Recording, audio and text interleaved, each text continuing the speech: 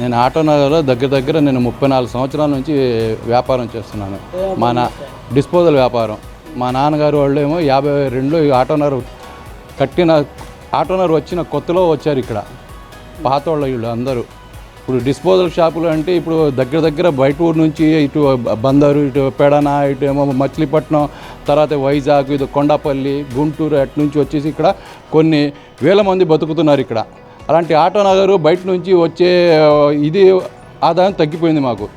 తెలంగాణ వేరేగైపోయిన తర్వాత వచ్చే బాడీలు గిట్టడం అనేది తక్కువైపోయింది.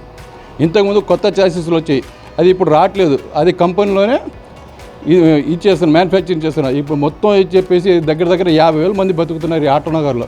ఇలాంటి ఆటోనగర్ ఏమో తీసేసి ఎక్కడో పక్కన ఇస్తానంటున్నారు. వీళ్ళు బతుకు తెరువు ఎలాగ వీళ్ళది, అది మేము ప్రశ్నిస్తున్నాం మీకు. అది ఇప్పుడు వాళ్ళు బయటికి వెళ్ళిపోయారని 50 మందికి మేము కూడి తగ్గిపోయినట్టే కదా. అలాంటిది మేము న్యాయం జరగాలని చెప్పి కోరుతున్నాం.